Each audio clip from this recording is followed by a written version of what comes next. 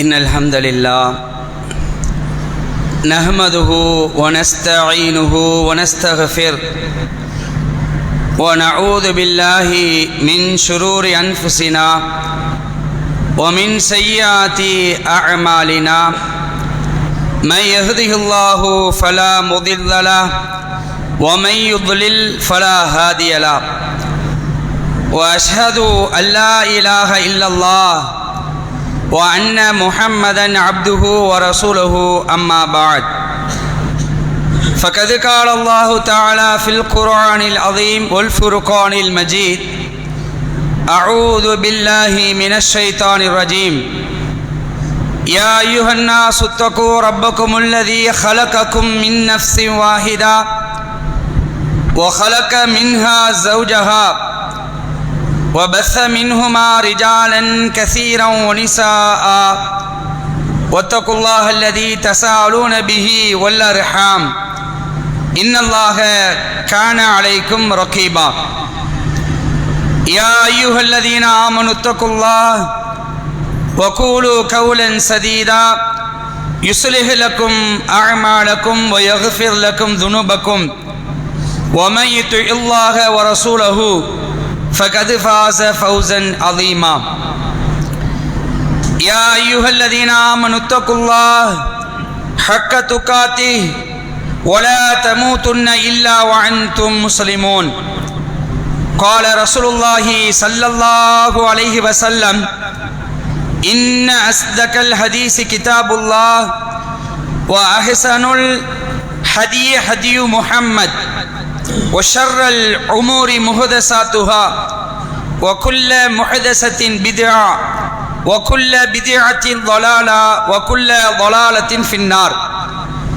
கண்ணியத்திற்குரிய அன்பு சகோதர சகோதரிகளே, அல்லாஹுடைய பேரருளால் சூரியன் உதயமாகும் நாட்களிலேயே மிக சிறந்த நாளாக இருக்கக்கூடிய வெள்ளிக்கிழமையிலே அல்லாஹ் நமக்கு விதித்திருக்கின்ற ஜும்மாவுடைய வணக்கத்தை நிறைவேற்றுவதற்காக நாமெல்லாம் தற்பொழுது அல்லாஹுடைய ஆலயத்திலே ஒன்று குழுமியிருக்கின்றோம். இந்த ஜும்மாவுடைய முழுமையான பலன்களை பெறக்கூடிய நன்மக்களாக அல்லாஹ் ரப்பல் ஆலமீன் நம் அனைவரையும் ஆக்கி அருள் புரிய வேண்டும் என்று அல்லாஹ்விடத்தில் பிரார்த்தித்தவனாக இந்த ஜும்மாவுடைய பிரசங்கத்தை ஆரம்பம் செய்கின்றேன். கண்ணியத்திற்குரிய சகோதர சகோதரிகளே, அல்லாஹ் ரப்பல் ஆலமீன் மனித சமுதாயத்தை இந்த உலகத்தில் படைத்து இந்த உலகத்தில் வாழக்கூடிய காலகட்டத்தில் ஒவ்வொரு மனிதனுக்கும் பல படிநிலைகளை அல்லாஹ் ரப்பல் ஆலமீன் ஏற்படுத்தியிருக்கின்றான். அந்த படிநிலைகளை பொறுத்த வரைக்கும் மனிதன் ஆரம்பமான ஒரு படிநிலை என்னவென்றால் குழந்தை பருவம். இந்த குழந்தை பருவம் என்பது பலவீனமான ஒரு நிலை. அதை தொடர்ந்து இறுதியாக அவன் முதுமை பருவத்தை அடைகிறான், அதுவும் பலவீனமான ஒரு நிலை. இதை திருக்குர்ஆன் சொல்லும் பொழுது லஅஃப் என்று குறிப்பிடுகிறது. ரெண்டுமே பலவீனமான நிலைதான். மனிதன் இந்த உலகத்தில் வாழ்க்கையை ஆரம்பிக்கும் போது ஒரு பலவீனமான நிலையில் தான் ஆரம்பிக்கிறான். இந்த உலகத்தை விட்டு பிரியக்கூடிய அந்த முதுமை பருவத்திலையும் பலவீனமான ஒரு நிலையில தான் இருக்கிறான். இந்த இரண்டு படிநிலைகளுக்கு இடையில இரண்டாவது ஒரு நிலை என்பது இளமை பருவம். அது ரொம்ப பலமான பருவம். இதை திருக்குர்ஆன் பேசுகிறது குவத்தன், ரொம்ப பலமான பருவம். இந்த பலமான பருவத்தில் இஸ்லாம் எப்படி வாழ்க்கையை கழிக்க சொல்கிறது, அதே சமயத்தில் இந்த பலமான இளமை பருவத்தில் நாம் நம்முடைய வாழ்க்கையை எப்படி கழிக்கிறோம் என்பதை சற்று ஆழமாக சிந்தித்து செயல்படக்கூடிய ஒரு காலகட்டத்தில் நாம் வாழ்ந்து கொண்டிருக்கிறோம். அன்புக்குரிய சகோதரர்களே, பலவீனமான நிலை என்றால் குழந்தையாக இருக்கும் பொழுது நாம் நம்முடைய பெற்றோருடைய அரவணைப்பில் வாழ முடியும். அம்மா உணவை எடுத்து வாயில் ஊட்ட வேண்டும், நம்முடைய தாய் நமக்கு ஆடை அணிவிக்க வேண்டும். தாயுடைய தந்தையுடைய உதவி இல்லாமல் நாம் அந்த பருவத்தை கழிக்க முடியாது, அதனால் பலவீனமான ஒரு நிலை. அதே போன்று கடைசி நிலை முதுமை பருவம். அந்த பெற்றோர்கள் தங்களுடைய தாங்கள் பெற்றெடுத்த குழந்தையை நம்பி வாழக்கூடிய ஒரு நிலை. அதை நாம நினைக்கணும். இப்ப தடகாத்திரமா இருக்கிறோம், ரொம்ப ஆட்டமா நம்ம ஆடிட்டு இருக்கிறோம். இந்த நிலை தொடராது. இன்றைக்காவது ஒரு நாள் நம்முடைய பலம் எல்லாம் குன்றி போய்விடும். நாம் படுத்த படுக்கையாக ஆக இருக்கிறோம். நாம் பெற்றெடுத்த நம்முடைய பிள்ளைகள் நம்மை கவனிக்கவில்லை என்று சொன்னால் நம்முடைய நிலை மிகவும் பரிதாகரமான ஒரு நிலையாக ஆகிவிடும். அப்ப அந்த நேரத்தில் நாம் பெற்றெடுத்த நம்முடைய பிள்ளைகளுடைய உதவி நமக்கு தேவைப்படுகிறது. அவனாக எடுத்து நம்முடைய வாயில் ஒரு உணவை ஊட்ட வேண்டும். நாம் நம்முடைய அந்த இயற்கை தேவையை அவனுடைய உதவியை கொண்டு நாம் நிறைவேற்ற வேண்டும். அப்படிப்பட்ட ஒரு நிலை இருப்பதனால் இதை திருக்குர்ஆன் என்ன சொல்கிறது? லஅஃப், பலவீனமான நிலைகள். ஆனால் இந்த இரண்டுக்கும் இடைப்பட்ட இந்த இளமை பருவம் இருக்கா இல்லையா, இதுக்கு யாருடைய உதவியும் தேவைப்படாது. துடிப்பு, பலம், என்ன விட்டா ஆள் இல்லை, பார்க்கிறோமா இல்லையா? இளம் கன்று பயம் அறியாது என்று சொல்வார்கள். என்ன வேணுமானு செய்வான். அப்படிப்பட்ட ஒரு பலமான ஒரு நிலையை திருக்குர்ஆன் குவத்தன் என்று சொல்கிறது. அந்த நிலைக்கு அல்லாஹ் ரப்பல் ஆலமீனே சில முக்கியத்தை அல்லாஹ் கொடுக்கிறான். குர்ஆன்ல சொல்லும் பொழுது ஃபலம்மா பலக அசுத்தஹு அப்படின்னு அல்லாஹ் சொல்றான். அவன் கடினமான ஒரு நிலையை அடையும் பொழுது, அந்த பருவம் என்பது ஒரு கடினமான ஒரு பலம் பொருந்திய ஒரு நிலை. ஆக அப்படிப்பட்ட அந்த நிலையை மனிதன் எப்படி கழிக்க வேண்டும்?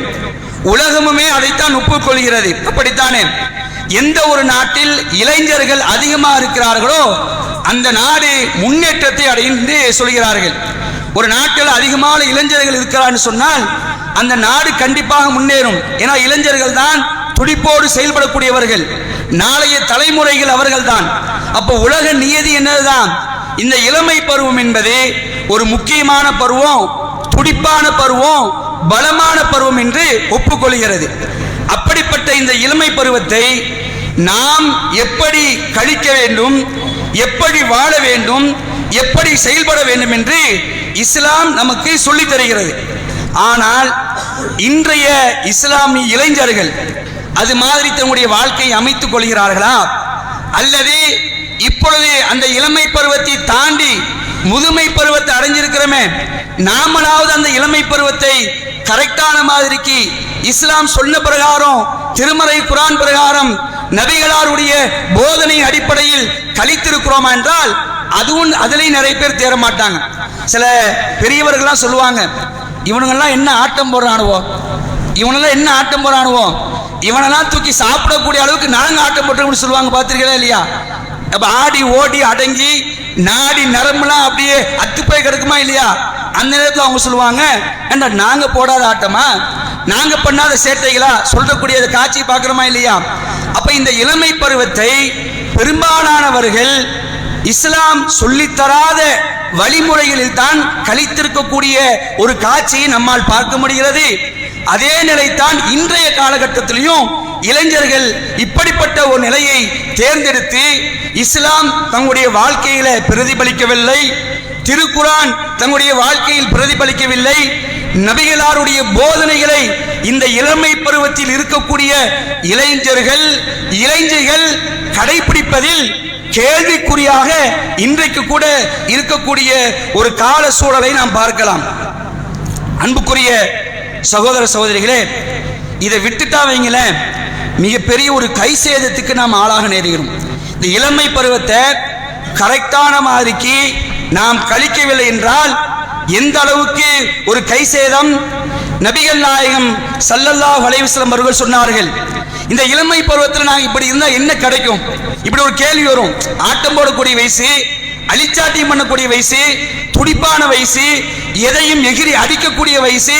இந்த வயசுல போய் ஒரு லகான பொறியில, ஒரு கட்டுப்பாட்டு பொறியில இதனால என்ன பயன் அப்படின்னு கேட்கும் பொழுது அதற்கு ரசூலுல்லாஹி ஸல்லல்லாஹு அலைஹி சொல்றாங்க, இந்த இளமை பருவத்தை நீங்கள் சரியான மாதிரிக்கு பயன்படுத்தினீர்கள் என்று சொன்னால் நாளை மறுமையில அது மிகப்பெரிய ஒரு உதவியாக வந்து நிற்கும்.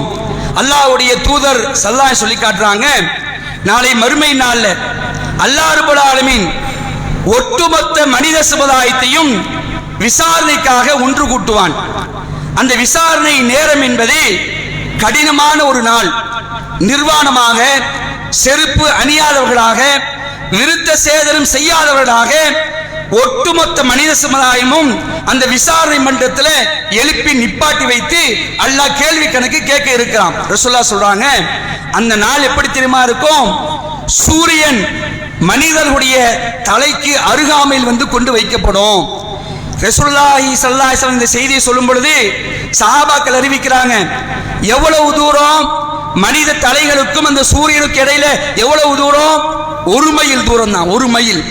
1 மைல் என்றால் அதுக்கு விளக்கம் அளிக்கிறார்கள் சஹாபாக்கள். 1 மைல் என்றால் அளக்கிழமை 1.5 கிலோமீட்டர். அந்த தூரத்தை நாங்கள் குறிப்பிடுவோம். கண்ணுக்கு இந்த சுருமா விடக்கூடிய குச்சி இருக்கா இல்லையா, சின்ன குச்சி, அதை நாங்கள் என்ன செய்வோம்? 1 மைலுக்கு சொல்லுவோம். ஏதோ ஒன்று பக்கத்துல சூரியன் தலைக்கு மேல வந்து நிற்கும். இப்படிப்பட்ட ஒரு காட்சி நாளை மறுமையில் நடக்க இருக்கிறது. அப்ப என்ன ஆகும்? கொஞ்சம் யோசிச்சு பாருங்க. இப்ப இருக்கிற சூரியன் எவ்வளவு தூரம் இருக்குது? பல கோடிக்கணக்கான கிலோமீட்டர் தூரத்தில் இருக்கு சூரியன். இதனுடைய வெப்பத்தை நம்மால் தாக்கு பிடிக்க முடியல. அடிச்ச வெயில்ல பாத்தீங்களா? மக்காவுக்கு ஹஜ்ஜை நிறைவேற்றுவதற்காக சென்ற 1300க்கு மேற்பட்ட சகோதர சகோதரிகள் வெப்பத்தினால் உயிரிழந்திருக்கிறார்கள். வெப்ப அலைகள், அப்படிப்பட்ட வெப்பம். 50 டிகிரிங்கன்னா தமாம்ல அங்க இங்க வெயில் தாக்க முடியல. எங்க இருக்கக்கூடிய சூரியன் 15 கோடி மில்லியன் கிலோமீட்டர் தூரத்தில் இருக்கக்கூடிய சூரியன் அதனுடைய வெப்பத்தை தாக்கு பிடிக்க முடியல. வாஷிங்டன்ல ஆபிரகாமுக்கு ஒரு சிலை வச்சிருக்க, ஆபிரகாம் லிங்கன், அவருக்கு ஒரு சிலை வச்சிருக்கிறாங்க. அந்த வாஷிங்டன்ல அடிச்ச வெயிலுடைய தாக்கத்துல அந்த சிலை அப்படி உருகி கீழே விழுந்துருச்சு. அப்படிப்பட்ட சூரியனுடைய தாக்கம் என்பது கடுமையா இருக்கும். இப்ப நினைச்சு பாருங்க, இந்த சூரியனை அல்லாஹ் ரப்பல் ஆலமீன் நாளை மறுமையிலே மனித சமுதாயத்துடைய தலைக்கு அருகாமையில் கொண்டு வந்து வச்சிருவான். வியர்வையில் ஒவ்வொருவரும் குளிப்பார்கள். அவர்கள் செய்த பாவத்துக்கு தக்கனவாறு சில பேர் முட்டுக்கால், சில பேர் கரண்டை, சில பேர் முட்டுக்கால், சில பேர் இடுப்பு, சில பேர் கழுத்து வரைக்கும், சில பேர் வியர்வையிலே மூழ்குவார்கள். இப்படிப்பட்ட ஒரு அதிபயங்கரமான ஒரு சூழலிலே எந்த நிழலுமே இருக்காது. மறுமையிலே எந்த நிழலும் இருக்காது. அப்படிப்பட்ட எந்த நிழலுமே இல்லாத அந்த மஹ்ஷர் மன்றத்தில் அல்லாஹ் ரப்பல் ஆலமீன் தன்னுடைய அரிசிக்கு கீழே ஒரு 7 வகையான சாராருக்கு அல்லாஹ் இடத்தை கொடுக்கிறான். அதுல ஒரு சாரார் யார் தெரியுமா? நபிகள் நாயகம் ஸல்லல்லாஹு அலைஹி சொல்றாங்க, ஷாபுன் நஸஅ ஃபீ இபாதத்தி ரப்பி, இளமை பருவத்தை இறை வணக்கத்திலேயே ஊறி திளைத்த இளைஞர்கள், இளமையில இறை வணக்கத்தில் ஊறி திளைத்தவர்கள். அப்படிப்பட்டவர்களுக்கு அல்லாஹ் நினைக்கிறான், மிகப்பெரிய ஒரு இஸ்ஸத் அல்லாஹ் கொடுக்கிறான். சாதாரண பாக்கி நினைக்கிறீங்களா? எந்த நிழலும் இல்லை. அந்த நேரத்தில் அல்லாஹ்வுடைய நிழல், அர்ஷுடைய நிழல் இருக்கும். அந்த நிழல்ல அல்லாஹ் வச்சு விசாரிக்கிறான். யாரை? இளமை பருவத்தை இபாதத்தோடு அல்லாஹ்வுக்கு பயந்து அல்லாஹ்வுடைய திருமறை குர்ஆனை தன்னுடைய வாழ்க்கையில நடைமுறைப்படுத்தி நபிகளாருடைய ஒவ்வொரு போதனைகளையும் தன்னுடைய வாழ்க்கையில் நடைமுறைப்படுத்திய ஊறி திளைத்த இறை வழிபாட்டில் ஊறி திளைத்த இளைஞர்களை அல்லாஹ் நினைச்சான் அந்த இடத்துல கொடுக்கிறான். எவ்வளவு பெரிய பாக்கியம்! சாதாரண பாக்கியம் இல்ல. ஏன் தெரியுமா இவ்வளவு பெரிய அந்தஸ்து? ஏனால் இந்த இளமை பருவம் என்பது தவறுகள் செய்வதற்கு ஏராளமான வாய்ப்புகள் உள்ள ஒரு பருவம். ஈஸியா தப்பு செஞ்சுட்டு போயிடுவான். அதுவும் இந்த காலகட்டத்தில் எங்க பார்த்தாலும் தீமைதான். ஷைத்தான் தன்னுடைய மாய வலையை விரித்துக் கொண்டிருக்கின்றான்.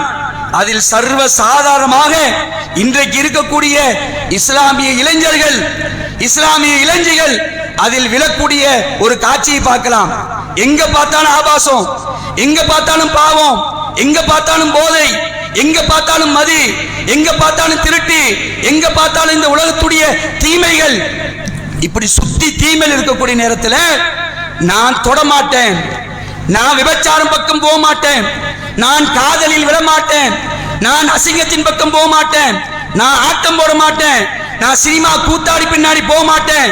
என்னுடைய நிலை அல்லாஹ்வை வணங்க வேண்டும், பள்ளிவாசலோடு தொடர்பில் இருப்பேன், நன்மையான காரியங்கள் செய்வேன் என்று ஒரு இளைஞன் இப்படிப்பட்ட ஒரு தருணத்தில் கூட எல்லா ஆசாபாசத்தையும் எல்லா தீமைகளையும் விட்டு விலகி அல்லாஹ்வுக்கு பயப்படக்கூடிய ஒரு நிலையை அந்த இளமை பருவத்தில் எடுத்தான் என்று சொன்னால் அவனுக்கு அல்லாஹ் நிச்சயம் அந்த மறுமை நாள்ல மிகப்பெரிய ஒரு அந்தஸ்து தன்னுடைய அரசுடைய நிழல்ல அல்லாஹ் இடம் கொடுக்கிறான். அப்ப பெரிய காரியம் தான் அன்புக்குரிய சகோதர சகோதரிகளே. ஆனால் இன்றைய காலத்து இளைஞர்கள், நம்முடைய இஸ்லாமிய இளைஞர்கள், அவர்களுடைய நிலை எப்படி இருக்கிறது சற்று சிந்தித்து பார்ப்பதற்கு நாம் கடமைப்பட்டிருக்கின்றோம். நம்முடைய வீடுகளிலேயும் இளைஞர்கள் இருக்கிறார்கள், நம்முடைய வீடுகளிலேயும் இளமை பருவத்தை சேர்ந்த பெண்கள் இருக்கிறார்கள். அவர்களுடைய போக்கு எப்படி இருக்கிறது, அவருடைய பாதை எப்படி இருக்கிறது, இஸ்லாத்தை நோக்கி நம்முடைய பாதை இருக்கிறதா, இல்லை என்றால் ஷைத்தானை நோக்கி நம்முடைய பாதை இருக்கிறதா? நாம கேள்வி கேட்கணும். நம்முடைய பிள்ளைகளை கண்ணும் கருத்துமாக நாம் வளர்க்கணும். இன்றைக்கு டிவியில செய்தியை பாருங்க, செய்தித்தாள்ல செய்தியை ஓபன் பண்ணி பாருங்க.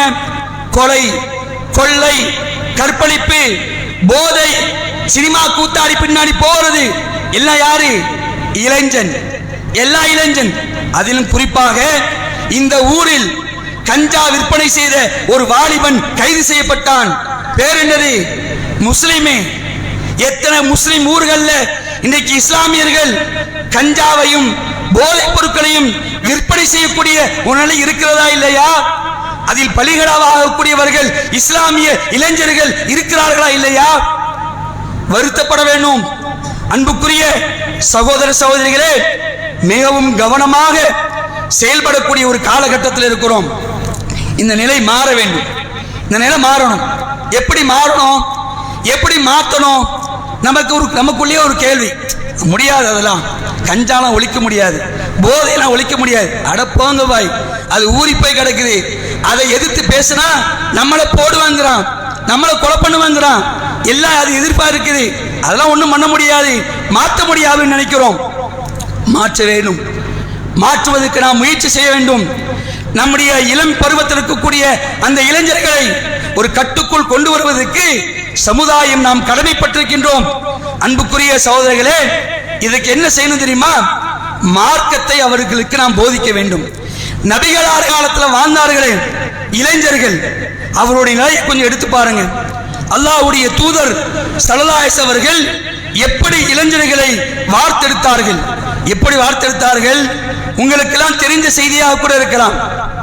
ரசூலுல்லாஹ்வுடைய காலத்தில் நிறைய இளைஞர்கள் இருந்தார்கள். அந்த இளைஞர்களை வச்சு அல்லாஹ்வுடைய தூதர் ஸல்லல்லாஹு அலைஹி வஸல்லம் அவர்கள் ஏராளமான பணிகளை செய்தார்கள்.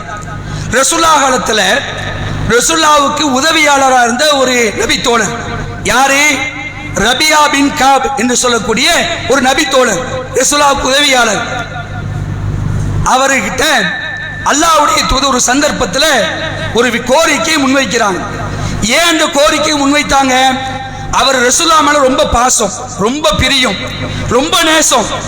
ரசூலுல்லாஹ்வுக்கு வேலை செஞ்சுட்டு இருக்கிறாங்க. எந்த அளவுக்குன்னா, இரவு நேரத்தில் ரசூலுல்லாஹ் தூங்குவாங்களே, தூங்கிட்டு இருக்கும்போது கூட ரசூலுல்லாஹ் ஏதாவது தேவைக்காக வெளியே வந்துட்டாங்கன்னா அவங்க தேவையை நிறைவேற்ற முடியாமல் போயிடுமே என்று நினைத்து அந்த ரபியா பின் காப் என்ன செய்வாரா? ரசூலுல்லாஹ்வுடைய வீட்டு வாசலையே படுத்திருப்பாருங்க, அங்கேயே படுத்திருப்பாரு. ரசூலுல்லாஹ் வெளியே வந்தாங்கன்னா என்ன செய்யணும், என்ன உங்களுக்கு என்ன வேணும், இப்படி என்ன செய்வாங்க? உதவி செய்யக்கூடிய ஒரு உதவியாளர்.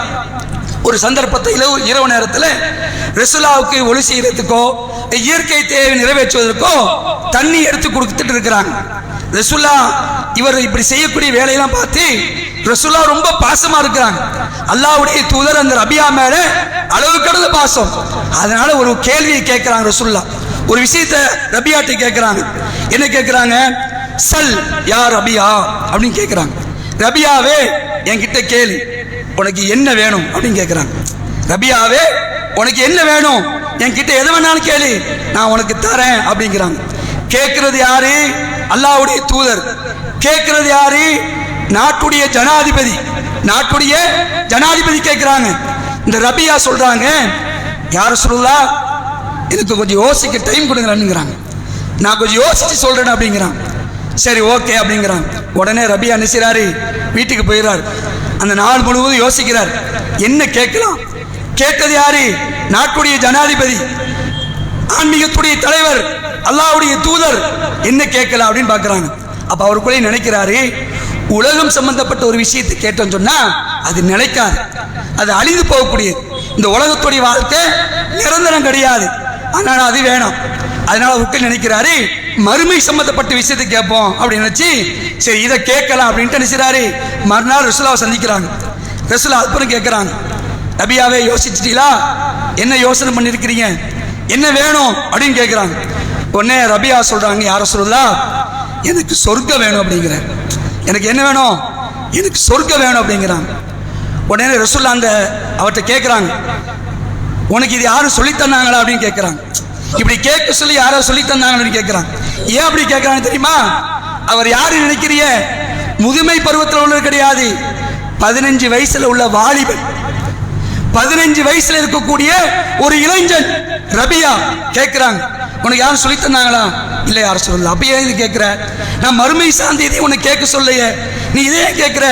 நீ என்ற வாகனத்தை கேட்டுக்கலாமே, காசை கேட்டுக்கலாமே, ஒரு வீட்டை கேட்டுக்கலாமே, பணத்தை கேட்டுக்கலாமே, ஏன் இதை கேட்கிறேன்னு சொன்னோன்னா அவங்க சொல்றாங்க, யார சொல்லலாம், இதெல்லாம் உலகத்துடைய விஷயம், உலகம் அடைய போறது, உலகத்தில் நிரந்தரமா வாழ போறது இல்லை, இது நினைக்காது, அதனால மறுமை நிரந்தரம். நீங்க கேட்கிறது அல்லாஹ்வுடைய தூதர், இந்த கோரிக்கையை நான் மிஸ் பண்ணிடக்கூடாது, இந்த கோரிக்கையை நான் மிஸ் பண்ணிடக்கூடாது. அதனால ரசூலுல்லாஹ் சொர்க்கம் எனக்கு வேணும், அதுவும் உங்களோடு இருக்கணுங்கிறார். எப்படிப்பட்ட ஆசை பாருங்க, சொர்க்கம் வேணும், சொர்க்கத்துல உங்களோடு நான் இருக்கணும் அப்படி ரசூலுல்லாஹ்ட்ட சொன்ன உடனே கொஞ்ச நேரம் அப்படியே ரசூலுல்லாஹ் அமைதியா இருக்கிறாங்க. அமைதியா இருந்துட்டு உடனே ரசூலுல்லாஹ் சொல்றாங்க, அப்படியா, உனக்காக நான் அல்லாஹ்ட்ட பரிந்துரை செய்கிறேன், உனக்கு சொர்க்கம் கிடைப்பதற்கும் சொர்க்கத்தில் நீ என்னோடு இருப்பதற்கும் நான் அல்லாஹ்ட்ட பரிந்துரை செய்கிறேன். ஆனா நீ ஒன்று செய்யணும் அப்படிங்கிறாங்க. ஆனா நீ ஒன்று செய்யணும், என்ன செய்யணும்? நீ அதிகமாக சுஜூது செய் அப்படிங்கிறாங்க. சுப்ஹானல்லாஹ், அதிகமாக தொழுது சுஜூது செய். நீ அப்படி செய்தால் உனக்காக நான் நினைக்கிறேன், பரிந்துரை செய்கிறேன் என்று ரசூலுல்லாஹ் சொன்னாங்க. அதே மாதிரி அந்த ரபியா பின் காப் ரலியல்லாஹு அன்ஹு இதை நடைமுறைப்படுத்த ஆரம்பிக்கிறார். கொஞ்சம் நினைச்சு பாருங்க, நம்முடைய இளவட்ட பிள்ளைகள்கிட்ட ஒரு பெற்றோர் ஒரு கோரிக்கை வைக்கிறாங்க, பாப்பா உனக்கு என்ன வேணும் கேளு அப்படிங்கிறாங்க. உனக்கு என்ன வேணும், எது வேணாலும் கேளு அப்படிங்கிறாங்க. என்ன கேட்பான் தெரியுமா? டியூக் பைக் வேணுமா. என்ன பைக்கு? Duke bike. இந்த ஃபாஸ்டா போறாங்களே, போய் எவன் செத்தான பரவாயில்ல, நான் என் இளமையை, என் ஆற்றலை, என் இளமை சக்தியை இப்படிதான் காட்ட வேண்டி முறுக்கிட்டு போறாங்க இல்லையா? ஒரு கட்டத்தில் அவனும் செத்துறான், ரோட்டில் இருக்கக்கூடிய அப்பாவி மக்களையும் சாவடிச்சிடுறான். அந்த பைக்கு கேட்பான், பாப்பா டியூக் பைக் வாங்கி தெரியலா, இல்லைன்னா ஆப்பிள் போன் வாங்கி தெரியலா, இல்லைன்னா ஜியோமி போன் வாங்கி தெரியலா, இப்படிதான் கேட்பான். இன்றைக்காவது ஒரு இளைஞன், பாப்பா எனக்கு குரானை வாங்கி தெரியலா, பாப்பா எனக்கு புகாரி ஹதீஸை வாங்கி தெரியலா, பாப்பா எனக்கு திருமிதி ஹதீஸை வாங்கி தெரியலா, நான் மார்க்கத்தை கத்துக்கணும் அப்படி கேட்ட வரலாறு உண்டா? இன்கேஸ் அப்படி கேட்டா வைங்களேன், பாப்பாவே சிரிப்பாரு. என்னடா குரான் கேட்கிறா, என்னடா புகாரி கேட்கிறா, ஆச்சரியமா இருக்கு. இதுதான் இன்றைக்கு நம்முடைய இஸ்லாமிய குடும்பத்துடைய நிலை. அன்புக்குரிய சகோதர சகோதரிகளே, மார்க்கத்துடைய தொடர்பு, தொழுகையுடைய தொடர்பு, நம்முடைய நிலை எப்படி இருக்கிறது? இளைஞருடைய தொடர்பு எங்க இருக்கிறது? செல்போன் பக்கம் இருக்கிறது, சினிமா கூத்தாடி பக்கம் இருக்கிறது. தொழுகையிலாவது கரெக்டான மாதிரி நம்முடைய இளைஞர்கள் இருக்கிறார்களா? தொழுகையுடைய விஷயத்தை அசட்டை. ஃபஜ்ருக்கு கூட்டத்தை காணோம், ஃபஜ்ருக்கு கூட்டத்தை காணோம், லொஹருக்கு கூட்டத்தை காணோம், அசருக்கு கூட்டத்தை காணோம். அப்படியே கூட்டம் வந்தாலும் பெரியவர்கள் வந்து நிற்கிறார்கள், இளைஞர்களை பார்க்க முடியல. என்ன செய்கிறார்கள் இளைஞர்கள்? என்ன செய்கிறார்கள்? விளையாண்டுட்டு இருக்கிறான். ஒன்னு போன்ல கேம் விளையாடுறான், இன்னொன்னு கிரவுண்ட்ல கேம் விளையாண்டு இருக்கிறான். பாங்க சொல்லுது ஹையால ஸலா ஹையால ஃபலா, கேட்கும் கேட்காதவனை போல இந்த உலகத்துடைய ஆசாபாசங்கள்ல வீணான காரியங்களில் இன்னைக்கு இளைஞர்கள் மூழ்கி கொண்டிருக்கிறார்கள். வீணாத்த நேரத்தை செலவழிக்கிறான். இப்படி வீணா நேரத்தை செலவழிச்சா நாளை மறுமையில ஜெயிக்க முடியுமா? அல்லாஹ் குர்ஆன்ல சொல்லி காட்டுறான். 74வது அத்தியாயம், 74வது அத்தியாயத்தில் அல்லாஹ் பேசுகிறான். சொர்க்கத்தில் இருக்கக்கூடிய சொர்க்கவாசிகள், சொர்க்கத்தில் இருக்கக்கூடிய சொர்க்கவாசிகள் நரகத்தில் இருக்கக்கூடிய நரகவாசிகளை பார்த்து ஒரு கேள்வி ஒன்று கேட்கிறாங்க. நரகத்தில் இருக்கிறோம் யாரு? குற்றவாளிகள், குற்றம் செய்தவர்கள், அந்த குற்றவாளிகளை நோக்கி சொர்க்கத்தில் கூட கேட்கிறாங்க. என்ன கேட்கிறாங்க? மா சலக்கக்கும் ஃபீ சக்கர், உங்களை இந்த நரகத்தில் தள்ளியது எதுன்னு கேட்கிறாங்க. உங்களை இந்த நரகத்தில் தள்ளியது எது? அப்ப அந்த குற்றவாளிகள் சொல்கிறார்கள், காலு, அவர்கள் சொன்னார்கள், லம் நக்கு மினல் முஸல்லீன், நாங்கள் தொழுகையாளிகளாக இருக்கவில்லை, தொழல. ஹய்யால ஸலா என்று சொன்னார்கள், ஹய்யால் ஃபலா என்று சொன்னார்கள். இந்த வீணான காரியத்தில் நாங்கள் மூழ்கி கிடந்தோம், நாங்கள் தொழக்கூடியவங்களா இல்ல. அடுத்து சொல்றாங்க, வலம் நக்கு நுத்இமுல் மிஸ்கீன், ஏழைகளுக்கு உணவளிக்கக்கூடிய மக்களா நாங்க இல்ல. அடுத்து சொல்றாங்க, வ குன்னா நஹூது மஅல் ஹாயிலீன், வீணானவற்றில் மூழ்கி கிடந்தோருடன் நாங்களும் வீணில் மூழ்கி கிடந்தோம். சதா இந்த கேம், சதா இந்த விளையாட்டு, சதா இந்த கிரிக்கெட்டு, சதா இந்த உலகத்துடைய ஆசபாசம் எப்ப வரைக்கும் தெரியுமா? அவங்க சொல்றாங்க, வ குன்னா நுகذிபு பியௌமித்தீன், தீர்ப்பு நாளை நாங்கள் பொய்யென கருதி வந்தோம். அது மட்டுமில்ல, ஹத்தா அத்தான யகீன், எங்களுக்கு மரணம் வரும் வரை இந்த வீண்ல தான் நாங்கள் மூழ்கி கிடந்தோம், இதுதான் கிடந்தோம். சாறு வரைக்கும் இதில் தான் இருக்கிறோம். இந்த போன்ல கேம் விளையாடுறோம் பார்த்தீங்களா? இந்த போன்ல கேம் விளையாடுறது சின்ன பிள்ளையில ஆரம்பிக்கிறான். இளைஞன் அவனு என்ன செய்யறான்? கேம்லயே கிடக்கிறான். திருமணமாகி ஒரு புள்ள ஒன்று பெக்கிறான், அப்பவும் கேம் விளையாண்டு இருக்கிறான். அப்போ நினைச்சான், அப்போ விளையாட்டு மூழ்கி போய் கிடக்கிறான். அதுதான் சொல்றான், எங்களுக்கு மௌத்து வர வரைக்கும் இந்த வீணான காரியத்தில் நாங்கள் மூழ்கி கிடந்தோம் என்று அவர்கள் பதில் சொல்கிறார்களே. அன்புக்குரிய சகோதர சகோதரிகளே, தொழுகை இல்லை என்றால் சக்கர் என்ற நரகம், தொழுகை இல்லை என்றால் மிகப்பெரிய ஒரு வேதனைக்கு உள்ளாக்கப்படுவோம். அப்போ இளைஞர்கள் மிக முக்கியமாக கவனிக்கப்பட வேண்டும். தொழுகைக்கு முக்கியத்துவம் கொடுங்க. ரபியா எப்படி கேட்டாரோ, அல்லாஹ்வுடைய தூதர்ட்ட எனக்கு சொர்க்கம் வேண்டும் என்று சொன்னார்களோ, அதுக்கு ரசூலுல்லாஹ் சொன்ன பதில் என்ன? அதிகமாக தொழுவுங்கள், அதிகமாக சுஜூது செய்யுங்கள் என்று சொன்னார்களே இல்லையா? இப்படி தொழுகையை நிலைநாட்டக்கூடிய இளைய சமுதாயமாக நாம் இருக்க வேண்டும். அப்படிப்பட்ட பிள்ளைகளாக நம்முடைய பிள்ளைகளை நாம் வார்த்தெடுக்க வேண்டும். அல்லாஹ் ரப்பல் ஆலமீன் அப்படிப்பட்ட ஒரு நிலையை நம் அனைவர்களுக்கும் ஆக்கியல் புரியவான் என்று கூறிக்கொண்டு இந்த முதல் உரையை முடித்துக் கொள்கின்றேன்.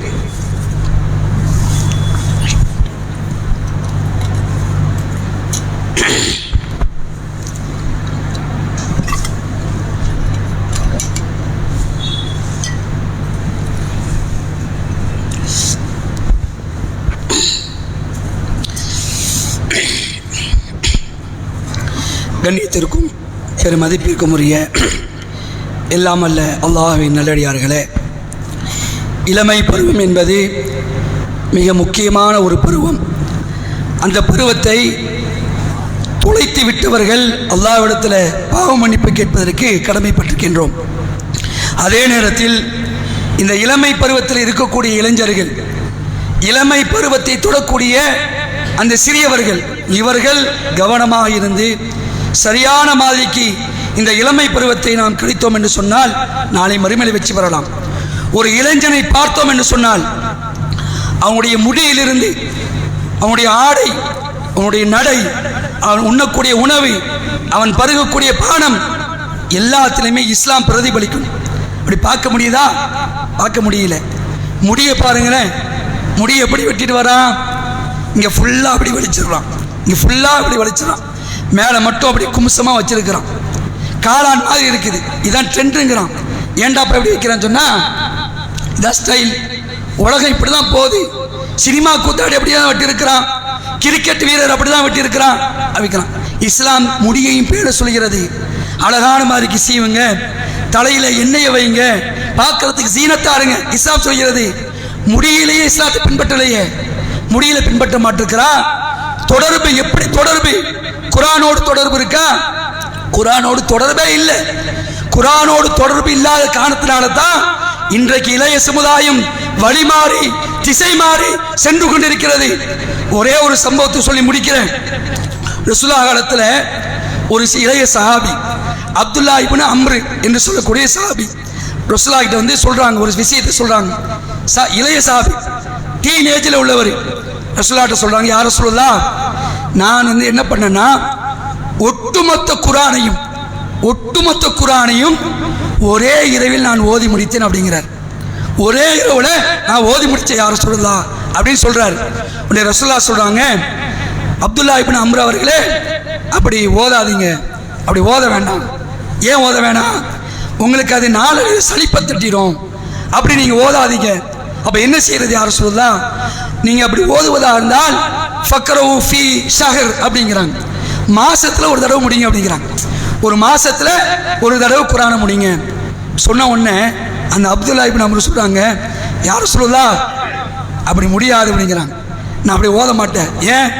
என்னுடைய இளமையுடைய ஆற்றலை நான் வீணாக கிடைக்க ஆசைப்படலை, குர்ஆனோடு தொடர்பு இருக்குன்னு ஆசைப்படுறேன். யார் சொல்லலாம் இன்னும் நீங்க குறைங்க அப்படிங்கிறாங்க, இன்னும் குறைங்க அப்படிங்கிறாங்க. ஏன்னா ஒரு நாள்ல குர்ஆன் ஓதி இருக்கிறாரு, ஒரு மாசத்துல சொன்னா 30 நாள் குர்ஆன் ஓதி முடிச்சிடாரு, ஒவ்வொரு நைட்டையும் ஓதி முடிச்சிடாரு. ஆனா ரசூலுல்லாஹ் அப்படி ஓதாதுங்கிறாங்க, ஒரு மாசத்துல ஓதி முடி, ஒரு நாளைக்கு ஒரு ஜூஸ் அப்படி மாதிரி ஓதுங்கிறாங்க. உடனே முடியாதுங்கிறாங்க.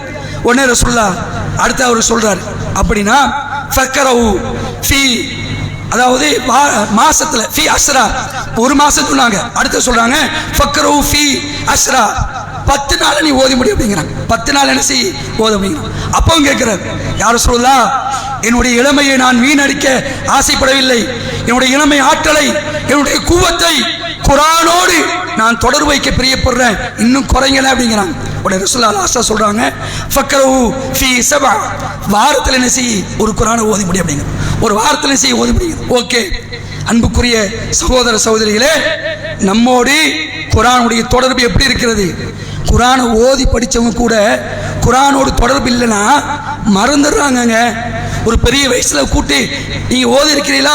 ஓதி இருக்கிறானே, சின்ன பிள்ளையில குர்ஆன் முடிச்சிருக்கனே, நீங்க ஓதி காட்டுங்க, அப்படியே தடுமாறுறாரு, ஓத தெரியல, மறந்துடுது, குர்ஆனுடைய டச்சப் இல்லை. இப்ப எப்படிப்பட்ட நிலை சஹாபி அந்த இளைஞர்களை பார்த்தீர்களா? குர்ஆனோடு ஐக்கியம், இந்த குர்ஆனோடு தொடர்பு இல்லை என்றால் ஒரு காலம் நாம் ஜெயிக்க முடியாது. ஆக அன்புக்குரிய சகோதர சகோதரிகளே, என்னுடைய இளைய சமுதாயமே, உங்களுடைய இந்த இளமை பருவத்தை நீங்கள் தவறான வழியில் கழித்து விடாதீர்கள். இந்த உலகத்துடைய ஆசாபாசங்கள்ல நீங்கள் மூழ்கி விடாதீர்கள். இன்றே லட்சியம் வையுங்கள், இன்றே லட்சியம் வையுங்கள். உங்களுடைய தலைவர் நபிகள் நாயகம் ஸல்லல்லாஹு அலைஹி அவர்கள். உங்களுடைய தலைவர் சினிமா கூத்தாடி கிடையாது, உங்களுடைய தலைவர் விளையாட்டு வீரன் கிடையாது. உங்களுடைய ரோல் மாடல் அல்லாஹ்வுடைய தூதர் அவர்கள். ஒவ்வொரு நேரமும் ஒவ்வொரு செகண்டும் திருமறை குர்ஆனை படியுங்கள், நபிகளாரோடு அதிகமான தொடர்பில் இருங்க. அப்பொழுதுதான் நாளை மறுமையில நாம் வெற்றி பெற முடியும். அப்படி வெற்றி பெறக்கூடிய நன்மக்களாக நாம் இருப்போம். அல்லாஹ் ரப்பல் ஆலமீன் அப்படிப்பட்ட ஒரு பாக்கியத்தை அடையக்கூடிய நன்மக்களாக அல்லாஹ் நம்மை ஆக்கி அருள் புரிய வேண்டும் என்று அல்லாஹ்விடத்தில் பிரார்த்தித்தவனாக இந்த 2வது உரையை முடித்துக் கொள்கின்றேன். கூடுதலாக ஒரே அறிவிப்பு, நம்முடைய ஜமாத் சார்பாக டியூஷன் சென்டர் ஒன்று ஆரம்பிச்சிருக்கிறோம். அல்லாஹ்வுடைய கிருபையினால் ஒரு வாரமாவது, கட்டணம் ஏதும் கிடையாது, சேவை நோக்கத்தோடு 6ஆம் வகுப்பிலிருந்து 10ஆம் வகுப்பு வரைக்கும் படிக்கக்கூடிய மாணவர்களுக்கு டியூஷன் சென்டர் ஆரம்பிச்சிருக்கிறோம். மகரிபிலேருந்து அந்த டியூஷன் சென்டர் நடக்குது, ஃபஜர்லையும் நடக்குது. படிக்கக்கூடிய மாணவர்கள் ஆர்வம் இருந்தால் என்ன செய்யுங்க, இன்ஷா அல்லாஹ் இந்த டியூஷனில் வந்து கலந்து கொண்டு உங்களுடைய கல்வி படிப்பை, உங்களுடைய உலக படிப்பை தரத்தை மேம்படுத்திக் கொள்ளுமாறு கேட்டுக்கொள்கிறோம். அதுக்குண்டான விண்ணப்பப்படுவோம் படிவோம் வெளியில் சுலைமாங்காக்க வச்சிருப்பாங்க, அதை நீங்கள் அவங்கள்ட்ட வாங்கி பெற்றுக்குங்க. வாஹிர் தாவானா அனில் அல்ஹம்துலில்லாஹி ரப்பில் ஆலமீன். அஸ்ஸலாமு அலைக்கும் வரஹ்மத்துல்லாஹி வபரகாத்துஹு.